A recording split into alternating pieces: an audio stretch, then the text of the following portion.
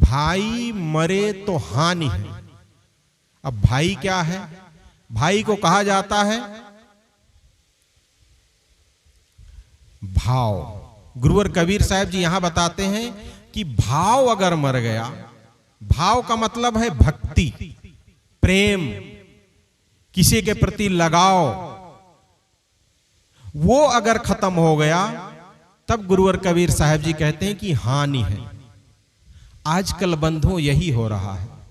संतों के प्रति, सत्संग के प्रति, अध्यात्म के प्रति जो भाव होना चाहिए, जो प्रेम होना चाहिए, वो प्रेम नहीं रह गया है, वो भाव नहीं रह गया है। अब ये भाव के ना होने के कारण परिवार में कलह, परिवार का टूटना, परिवार में बिखराव, लड़ाई झगड़ा, सारी दिक्कतें आती हैं तो भाव कम होने से। भाव खत्म मतलब सब कुछ खत्म, जीवन नीरस, जीवन में समझो कुछ रह ही नहीं गया। तो गुरुवर कबीर साहब क्या कहते हैं? भाई मरे तो हानि है। अगर ये भाई मर गया तो बहुत बड़ी हानि है। फिर वो आदमी अपने जीवन में कभी सुखी नहीं रह सकता है।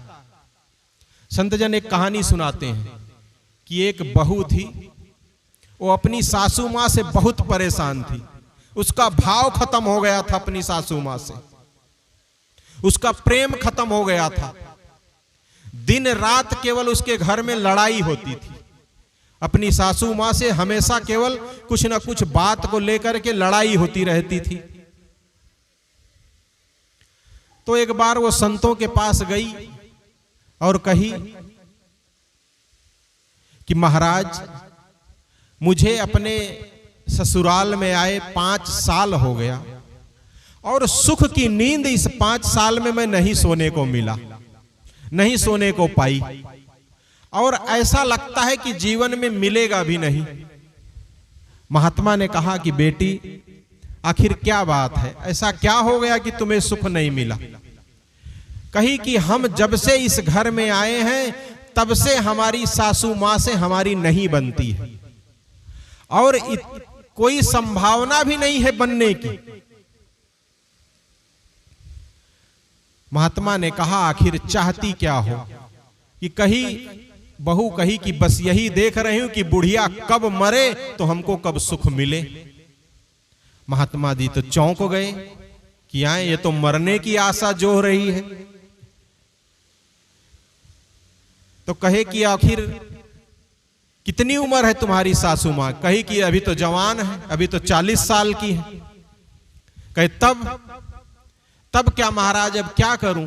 आप ही कुछ उपाय बताइए कि जो बुढ़िया हमारे जीवन से दफा हो जाए या मर जाए या कैसे भी हो, कुछ ऐसी दवाई दीजिए, कुछ भी करिए कि हमारे जीवन से वो दूर हो, तभी हमें सुख का दर्शन होगा।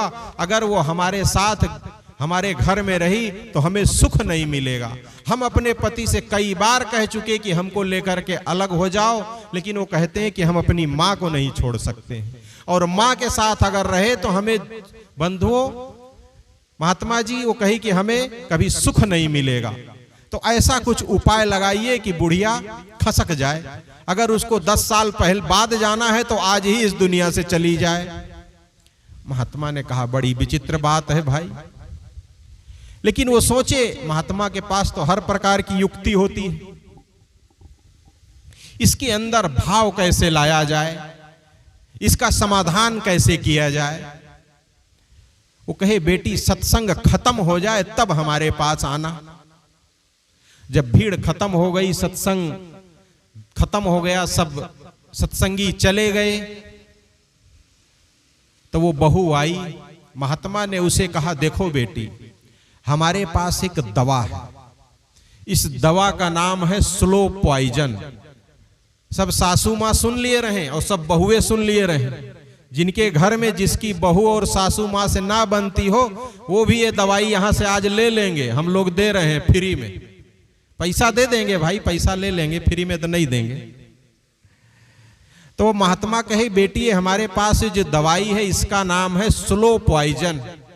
ये 30 पुड़िया है, इसको तुम ले जाओ, रोज शाम को दूध में मिला के एक गिलास अपने सासू माँ को दे देना, एक एक पुड़िया। 30 दिन के बाद ये दवा असर करेगी। जब दवाई दे दोगी तो तुम्हारे सासू माँ का शरीर धीरे धीरे गलने लगेगा। ऐसे गलेगा कि उनके प्राण ऐसे निकलेंगे कि लोगों को पता भी नहीं चलेगा कि ये बुढ़िया कैसे मर गई। और तुम्हारा भी काम हो जाएगा, बुढ़िया अपने धाम चली जाएगी और तुम भी अकेले बढ़िया राज करना। सासू माँ को बात, बहू को बात समझ में आ गई कि महात्मा हमारे हित की बात कर रहे हैं। वो दवाई ली और तुरंत चली अपने घर की ओर। महात्मा ने कहा लेकिन बेटी थोड़ा ध्यान देना, सुनो इधर। कहे क्या महाराज?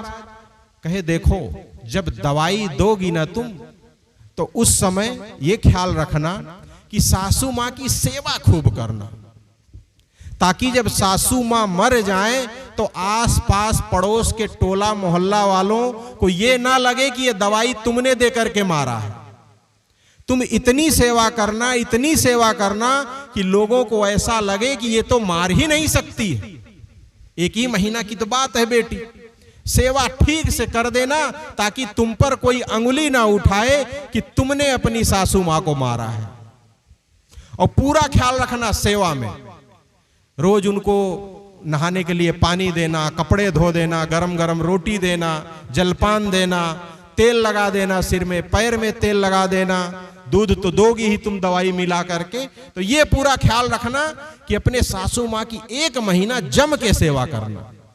1 महीना बाद तो तुम राज करने वाली है ये हो। बहू को बात समझ में आ गई, गई पुड़िया कहीं छुपा के रख ली। रात में जैसे सब घर वाले सो गए तो 1 गिलास दूध निकाली और वो पुड़िया निकाली, एक ठो उसमें मिलाई, चम्मच से मिला के लेके पहुंची सासू माँ के पास। टेबल पर रख दी और कही सासू माँ आपके लिए दूध है, दूध पी लीजिए। दे करके चली गई। सासू माँ को कहा आई, जो कभी हमको पानी भी नहीं पूछती थी आज दूध लेकर के आई है, ये कौन सा बात हो गया भाई? अब देखी दूध धर के तो चली गई है, चलो हो सकता है, कोई बात नहीं, अब क्या करे। इधर उधर देखी, दूध उठाई और पी गई। 1 दिन बीत गया, दूसरे दिन फिर दूध लेके पहुंची। अब सासू मां भड़क गई, तू क्या समझती मैं बुढ़ी हो गई हूं अभी से? दूध बच्चे पीते, हम नहीं पीते, ले जा यहां से दूध हटा। कही माताजी दूध बहुत है घर में, थोड़ा पी लिया करिए आप, 40 साल के बाद दूध पीना चाहिए। सासू मां को लगा आखिर बात क्या है, वो दूध उठाई और पी गई। दूसरे दिन भी पी करके गिलास रख दी, लेट गई।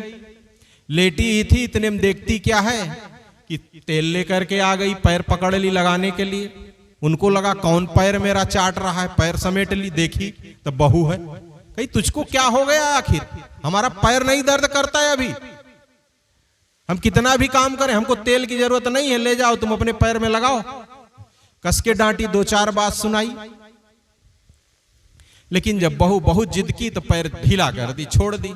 अब बढ़िया से ठीक से तेल लगा दी सासू माँ के, पैर में लगाई, सिर में भी लगाई। सुबह जैसे उठी उनके लिए नहाने के लिए पानी भर के ला के रख दी। कपड़ा रखी थी उसको धो के फैला दी, गरम गरम रोटी सेक दी, सारा ख्याल रखे।